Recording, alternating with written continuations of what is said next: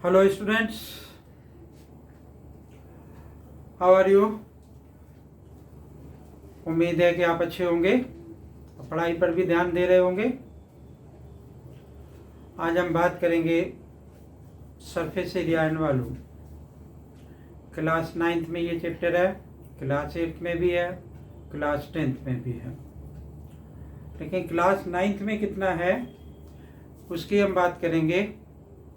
और सरफेस क्या होता है और वॉल्यूम क्या होता है, तो किस तरीके से ये फार्मूले बनाए जाते हैं, कुछ कंसेप्ट बताएंगे आपको, ताकि जब भी आपके सामने क्वेश्चन अगर हो तो वो क्वेश्चन पढ़ने के बाद आपको लगे कि किस चीज़ से ये कंपैरिजन की जा सकती है इससे, और क्या चीज़ इसमें पूछ रहा है। तो अगर आपने मेरा चैनल नहीं सब्सक्राइब कर रखा है तो प्लीज़ उसको सब्सक्राइब कर लें। बहुत सारी वीडियो मैंने डाल रखी हैं, इसमें आप देखें, उनको पसंद आए लाइक करें, कमेंट करें, अपने यार दोस्तों को शेयर करें। और हम आज बात करेंगे surface area and volume chapter 13। ठीक है, तो इस चैप्टर के बारे में कुछ थोड़ा सा जानते हैं कि इस चैप्टर में क्या क्या होगा। कि नंबर 1 तो क्यूबाइड, अभी बताएंगे आपको कि क्यूबाइड, वैसे आप जानते होंगे कि क्यूबाइड किससे क्या शेप होती है। Cube, cylinder, cylinder means right circular cylinder. Number 4 कोन, नंबर 5 स्फीयर, नंबर 6 हेमीस्फीयर।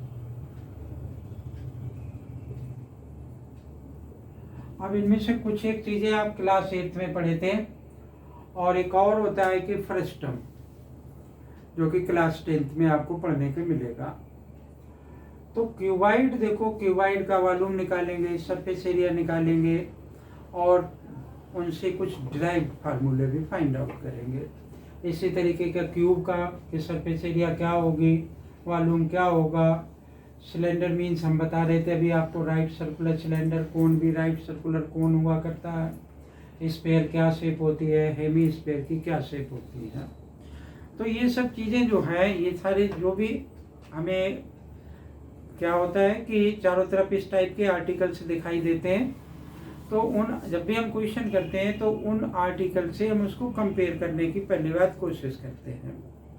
जैसे सपोज करो कि हम पहले बात करेंगे क्यूबाइड की, यानी क्यूबाइड क्या है ये जानते हैं कि क्यूबाइड, ठीक है, क्यूबाइड के अगर हम डायग्राम बनाए तो इस तरीके से बना लिया हमने इसका डायग्राम क्यूबाइड का।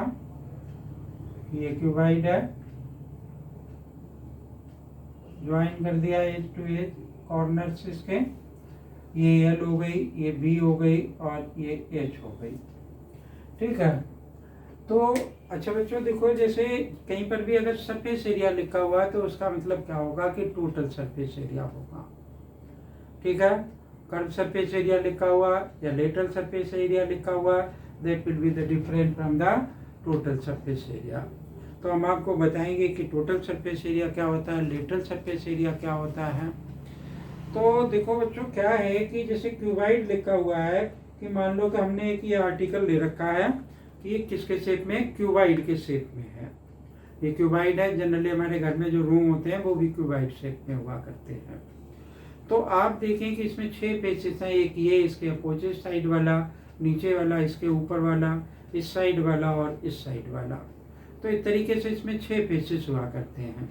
अब ये जो इस साइड आपके सामने जो दिख रहा है वो क्या है, वो एक फेस है आगे। तो इस फेस के एरिया अगर मैं निकालूंगा तो ये मुझे लेंथ दिख रही, और लेंथ के साथ में क्या है कि ये इसकी ये फेस निकालना है, तो ये लेंथ और ये इसकी हाइट, इसको मल्टीप्लाई कर देंगे।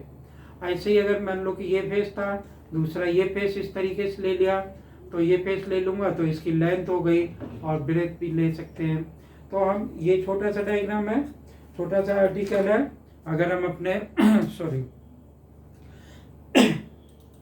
अगर हम क्या किससे कंपेयर करें, जैसे हमारा रूम होता है, ज़्यादातर क्यूबाइडियल रूम होते हैं।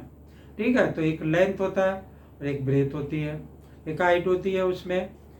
तो हमने क्यूबाइड की सरफेस एरिया की जहाँ तक बात करेंगे तो सरफेस एरिया मीन्स कि टोटल सरफेस एरिया, ब्रैकेट में लिख दिया कि टोटल। कहीं पर भी क्वेश्चन में अगर सरफेस एरिया लिखा है तो वो टोटल सरफेस एरिया होगी। तो आप देखो कि घर के रूम में क्या होता है कि एक फ्लोर होता है, जमीन होती है, और फिर एक रूफ होती है। तो ज़्यादातर फ्लोर क्या होता है, लेंथ मल्टीप्लाइड बाई ब्रेथ हुआ करता है। तो हमने क्या लिख लिया कि लेंथ मल्टीप्लाइड बाई ब्रेथ। अब इतनी ही एरिया किसकी होगी, रूफ की भी होगी, ऊपर वाले सरफेस की होगी। तो इसका मैंने क्या किया कि 2 से मल्टीप्लाई कर दिया। ऐसे ही एक दीवार के एरिया देखें तो क्या होगा कि 2BH आ जाएगा, क्योंकि 2 दीवारें होंगी, 2 दीवारों की एरिया निकालनी पड़ेगी। ऐसे ही क्या होगा कि 2LH होगा। सब में से 2 कॉमन आ सकता है, LB plus BH plus LH, that will be the total surface area of the cuboid. तो ध्यान से देखो ये कि मैंने कोई ऐसा नहीं कि आपसे कह रहा हूँ कि फार्मूले को लर्न कर लें। नीचे एक रेक्टेंगुलर शेप होती है, रेक्टेंगल का एरिया L/B होता है, उतनी एरिया रूफ की होती है। तो ये आ गया, ठीक है। अब जैसे ये दिख रही है दीवार है, इस दीवार की एरिया क्या होगी कि लेंथ को मल्टीप्लाइड बाई हाइट कर दिया। अब इसके ही बराबर सामने वाली अपोजिट साइड वाली दीवार की एरिया हो गई, वो कहाँ आ गई, ये आ गई, ठीक है। और साइड वाली जो दीवारें हैं उनकी एरिया इस तरीके से हमने निकाल ली।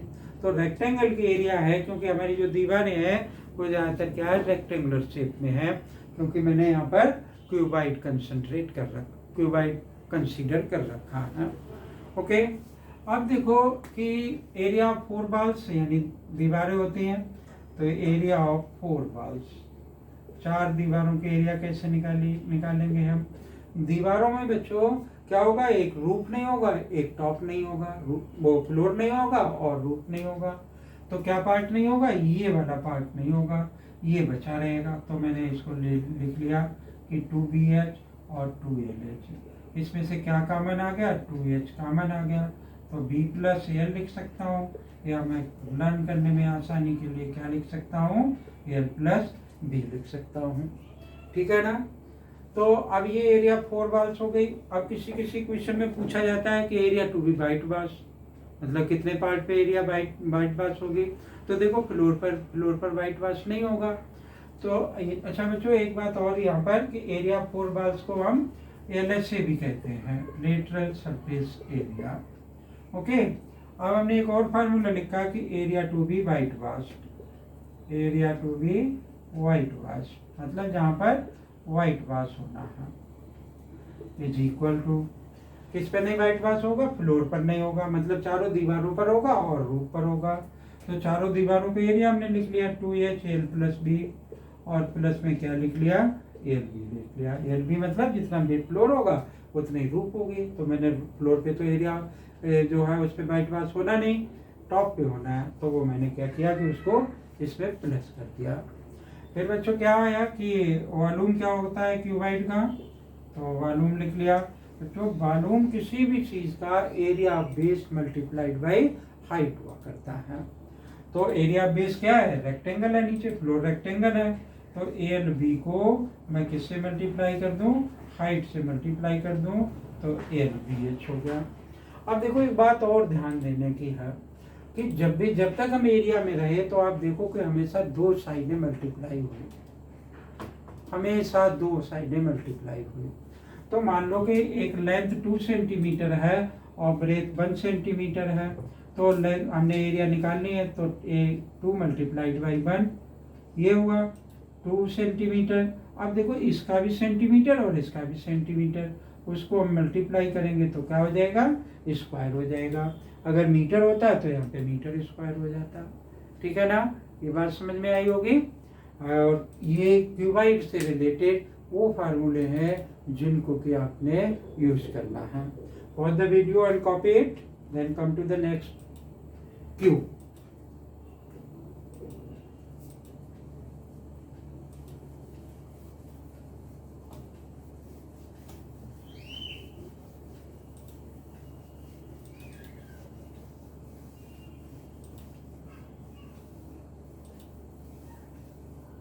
तो हमने लिख लिया यहाँ पर क्यूब, और क्यूब्स का भी बताते हैं कैसे बनेगा। नंबर 2 हमने यहाँ डाल लिया, ये क्यूब का एक डायग्राम बना लिया। क्यूब की सभी साइडें इक्वल होती हैं, एक क्यूबाइडियल लिखा होता है कहीं कहीं और एक क्यूबिकल लिखा होता है। तो क्यूबाइडियल का मतलब जिसका बेस कैसा है, रेक्टेंगुलर शेप का, और क्यूबिकल का मतलब लेंथ और ब्रेथ जिसकी सेम है। तो मैंने ए मान लिया यहाँ पर हर एक side is equal to a unit मान लिया उसको। ठीक है, तो इसका भी टोटल सरफेस एरिया क्या होगा भाई, टोटल सरफेस एरिया। अब देखो हमने क्यूबाइड का क्या लिखा था कि 2LB + BH + HL, ऐसे ही तो लिखा था, LH लिखने चाहिए, HL लिख रहे हैं। अब आप देखो यहाँ पर एक वैल्यू डाल करके देखो, L बराबर A है और B बराबर A है, तो A × A + A × A + A × A, इसी तरीके से तो होगा। तो ये A² + A² + A², ये क्या बन गया हमारा 2 × 3A², this is equal to 6A²। ठीक है, तो TSA यानी टोटल सरफेस एरिया क्यूब का क्या हो गया 6 × साइड का स्क्वायर, या मैं क्या लिख सकता हूँ 6A² लिख सकता हूँ। ठीक है, फिर इसका area of 4 balls, area of 4 balls, चारों दीवारों का एरिया निकालना है, या इसको LSA भी कह सकते हैं। देखो भाई हमने क्या बताया था कि 4 बॉल्स में क्या नहीं आएगा, ये पार्ट नहीं आएगा LB, यानी ये हटा दिया हमने और यहाँ पर 2 लगा दिया क्योंकि 2 आगे था। तो अब आप देखो कि क्या बनेगा इसका फार्मूला हमारा, तो ये 2LB, B की जगह पर A और H की जगह पर भी A, तो A × A क्या आ गया A² + A², ये क्या बन गया 2A², मल्टीप्लाई किया इसको तो क्या बन गया ये 4A² बन गया। ठीक है, तो एरिया ऑफ 4 बॉल्स क्या बन जाएगी 4 × साइड का स्क्वायर, या 4A² हो जाएगा। ऐसे ही एरिया ऑफ वाइट वाश भी हो जाएगी कि area to be white wash,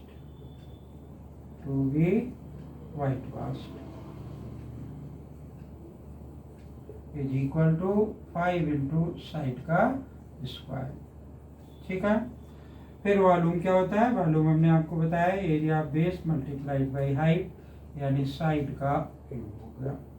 ठीक है, अब देखो बच्चों इसमें क्यूबाइड वाले में एक और फार्मूला था हमारा कि किसी भी क्यूबाइडियल रूम में जो लॉन्गेस्ट पोल रखा जाएगा उसकी लेंथ क्या होगी, तो इसको हम यहाँ अलग से लिख देते हैं। इसमें भी अप्लाई हो सकता है वो कि length of the longest pole, length of the longest pole कहाँ रखा जाना है इसको, किसी रूम के अंदर। क्या आ जाएगा √, L का स्क्वायर + B का स्क्वायर + H का स्क्वायर। अगर ये क्यूबिकल रूम है तो यहाँ पर भी A², यहाँ पर भी A², यहाँ पर भी A², तो उस केस में ये क्या बन जाएगा हमारा जो है, देखो यहाँ पर A² रखूंगा तो 3A² आ जाएगा, उसका क्यूब रूट लूंगा तो A√3 आ जाएगा। तो ये क्यूबिकल के फॉर्म में है और ये क्यूबाइड के लिए है। ठीक है ना, तो pause the video and copy it, then come to the next topic, a cylinder.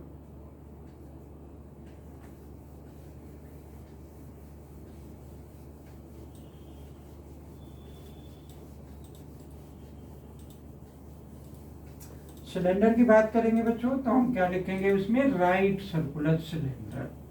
तो राइट सर्कुलर सिलेंडर क्या है कि सिलेंडर भाई बिल्कुल ऐसा, जैसे ये मेरा पेन है, ठीक है ना, मार्कर है, तो ये सिलेंड्रिकल पार्ट में है, इस नीचे नहीं आप कंसीडर करेंगे, ये सिलेंड्रिकल पार्ट है। तो जितना डायमीटर इसका यहाँ पर होगा उतना ही डायमीटर ऊपर होगा, इसलिए हम इसको राइट सर्कुलर सिलेंडर कहते हैं। तो हमने यहाँ पे लिखा कि नंबर 3 सिलेंडर, और ब्रैकेट में लिख दिया कि राइट सर्कुलर सिलेंडर।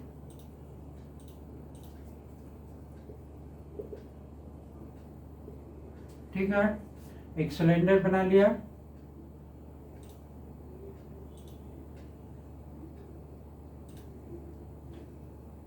इस तरीके से ये सिलेंडर की क्या हो गई, हाइट हो गई, यहाँ से यहाँ तक क्या हो गया, डायमीटर हो गया। डी हमने मान लिया कि diameter of base, diameter of base, यहाँ पर पॉइंट डाल लिया, यहाँ से यहाँ तक रेडियस हो गया, यानी आर क्या होता है कि radius of base, radius of base, ठीक है। और एच क्या हो गई, इसकी हाइट हो गई, height of the cylinder, cylinder की तो बात कर रहे हैं। तो ये इसकी हाइट हो गई, इसको हम चाहे तो ऐसे भी बना लें। तो ये हाइट हो गई और ये रेडियस हो गया, और यहाँ से यहाँ तक का डायमीटर, ठीक है बच्चों।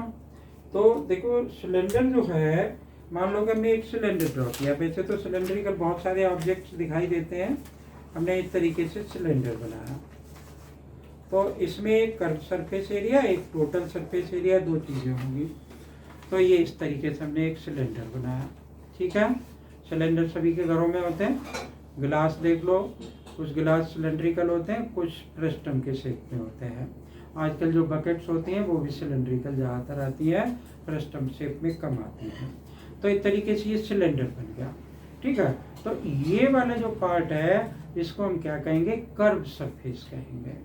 और जब ये नीचे से भी ऐसे बंद हो जाएगा और ऊपर से भी बंद हो जाएगा तो हम इसको क्या कहेंगे, टोटल सरफेस। आप देखो नीचे सर्कल की तरह नजर आ रहा है, ये सर्कल ही तो नजर आ रहा है। तो देखो इसके लेटरल सरफेस एरिया और टोटल सरफेस एरिया क्या होता है।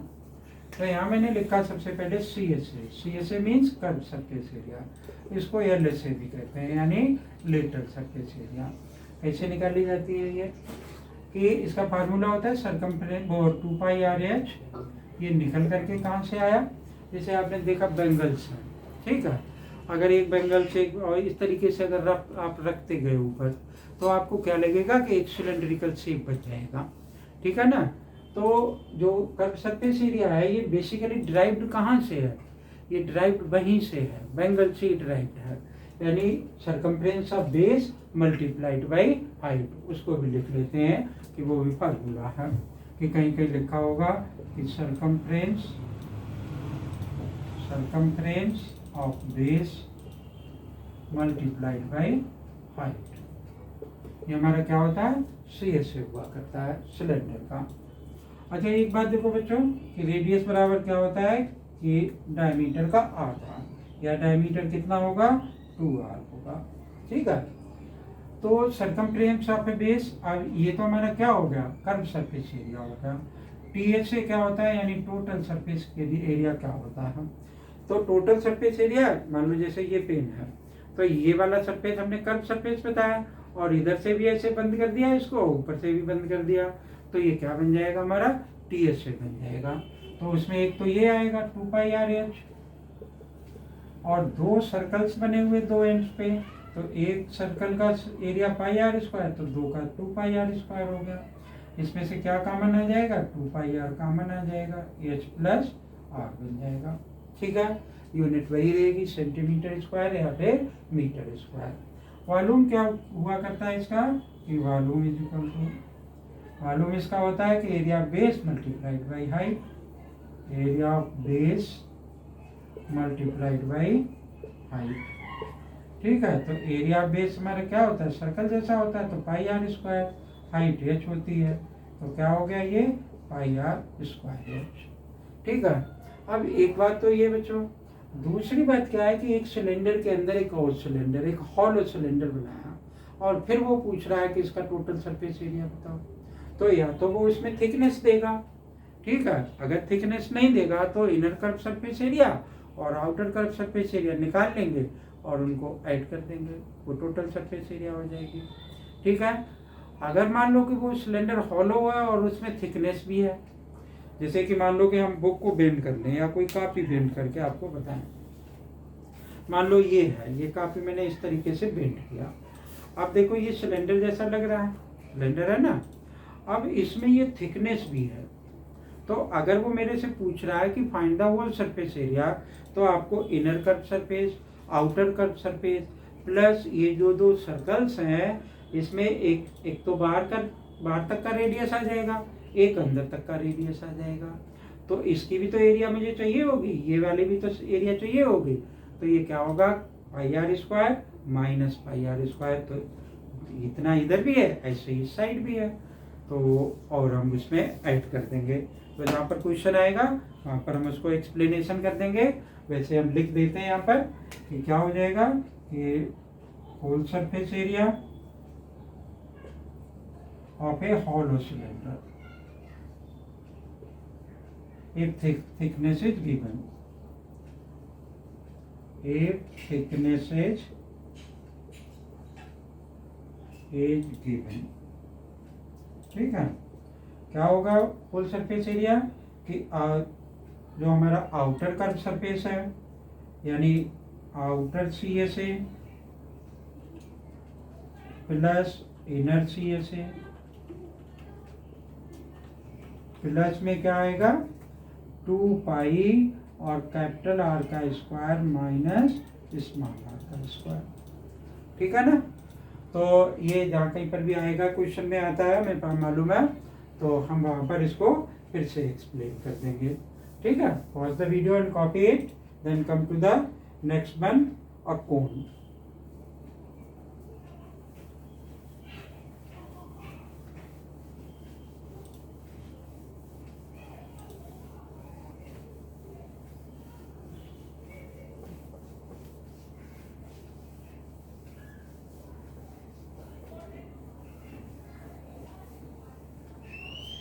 कोन का मतलब फिर right circular cone. Number 4 cone, ठीक है। यहाँ पर भी लिख लेते हैं कि राइट सर्कुलर कोन। कोन किस शेप का होता है? इस शेप का होता है।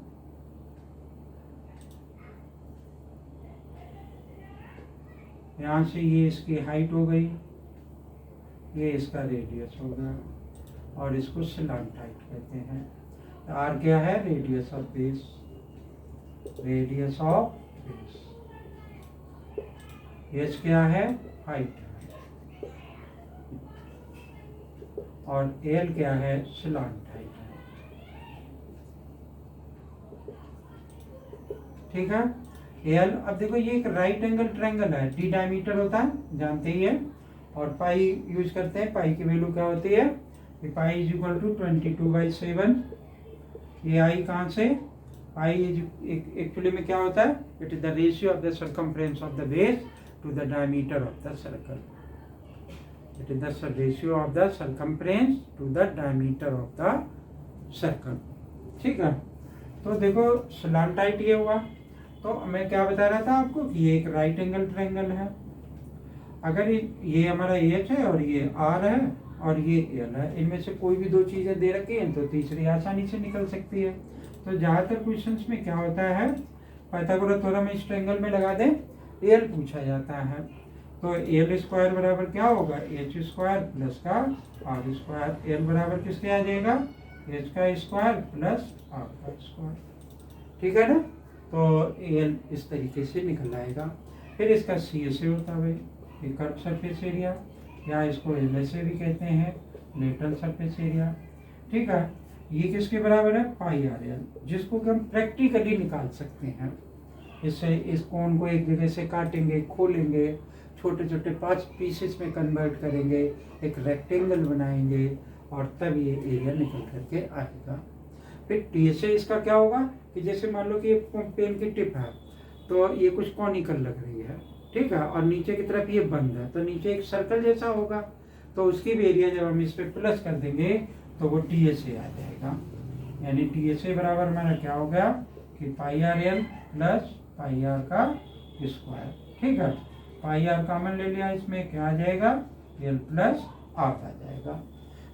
वॉल्यूम इसका देखा, तो वॉल्यूम बेटा अभी बताते हैं इसका। वैसे क्या होता है? 1/3 पाई आर स्क्वायर। ये कहाँ से निकल करके आया बेटा? एक सिलेंडर, ध्यान से देखो कि एक तो ये सिलेंडर बनाया हमने और एक हमने बनाया कोन, इस तरीके से। अगर इस कोन और सिलेंडर की हाइट सेम है, इसकी भी हाइट h है और इसकी भी हाइट, और इसका रेडियस r है और इसका भी रेडियस r है, तो अगर ये 3 कोन पूरे पानी से भरे और इस सिलेंडर के अंदर डाले, ठीक है, तो ये सिलेंडर पूरा फिल हो जाएगा। इससे क्या सामने निकल के रिजल्ट आता है कि the volume of the cone is 1/3 of the volume of the cylinder whenever the height and the radius are same, ठीक है। तो ये फार्मूला इस सिलेंडर से डिराइव्ड है। किससे डिराइव्ड है? सिलेंडर से डिराइव्ड है। तो ये मालूम हो गया इसका। Now come to the next one, that is the spare.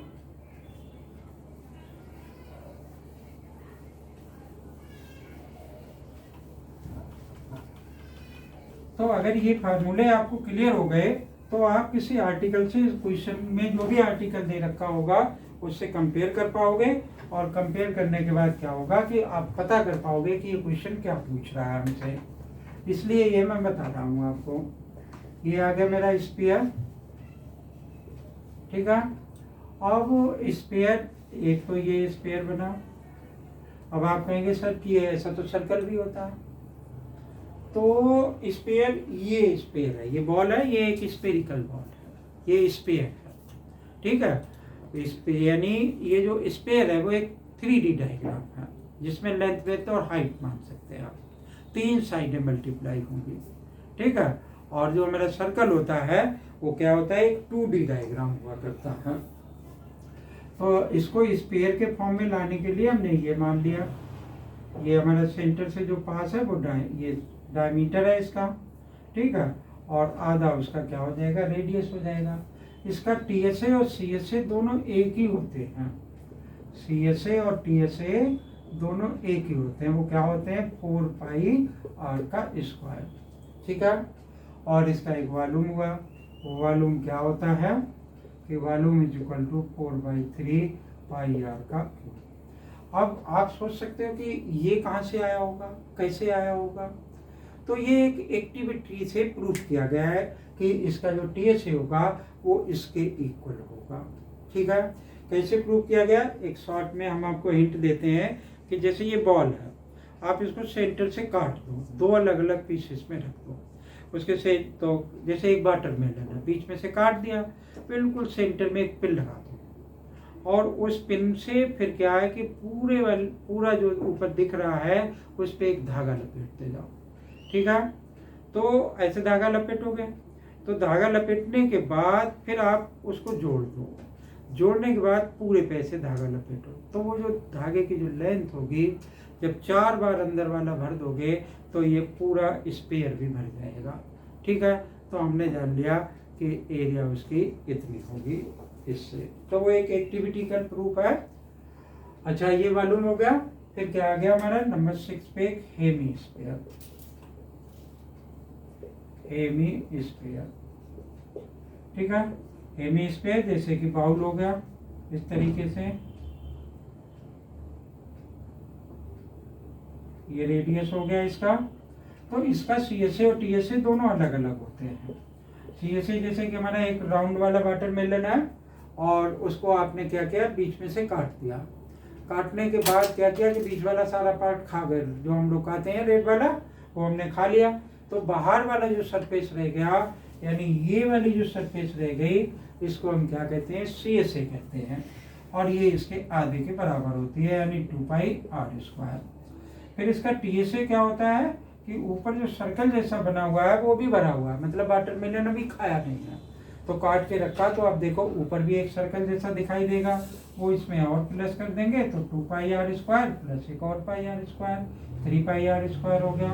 और इसका वॉल्यूम क्या हो जाएगा?